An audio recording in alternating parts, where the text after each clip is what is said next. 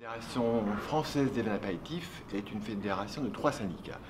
Le syndicat des vins mousseux sans IG, le syndicat français des vins mousseux, le syndicat des grandes marques de Porto, et ensuite le Conseil national des vins aromatisés, qui est un syndicat qui s'occupe en particulier des produits regroupés dans le règlement 251 de 2014. Donc en fait, c'est le seul syndicat qui ne s'occupe pas de produits liés au règlement de vin.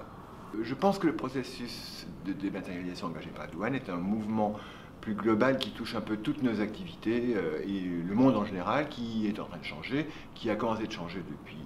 un certain temps et qui entraîne des mutations liées à la numérisation, globalisation, sécurisation. Je pense aux attentats de septembre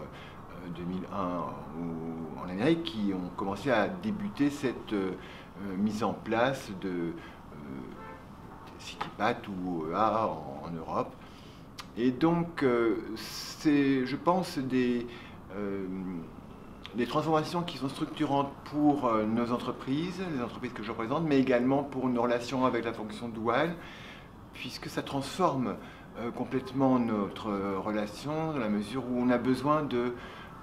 d'avoir un accès aux règlements, aux règles, pour mieux les comprendre. Et pour cela, je pense qu'il n'y a pas de meilleur outil que la relation humaine. Donc c'est pourquoi, depuis mon expérience personnelle, j'ai toujours été ravi de travailler avec les PAE, les pôles d'activité économique, parce que je pense que c'est une entrée idéale pour débuter sur des sujets douaniers que les entreprises peuvent avoir à traiter. Alors je pense que le service soprano classement fiscal va être un gros progrès pour nos adhérents parce qu'en fait, en particulier pour le Conseil national des vins aromatisés, il y a des ambiguïtés sur le classement tarifaire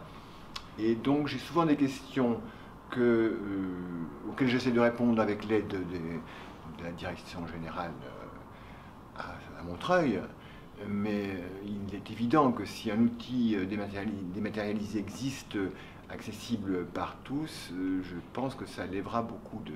d'ambiguïté. Alors si j'avais un conseil à donner à une entreprise du secteur, ce serait d'aller au plus vite au prochain rendez-vous du Tour de France des douanes, puisque comme je leur ai communiqué, l'agenda complet, le site internet sur lequel on peut voir se dérouler l'agenda de votre Tour de France. Je pense qu'il est indispensable que les acteurs en région se remettent au travail d'une relation de travail collaborative avec les douanes.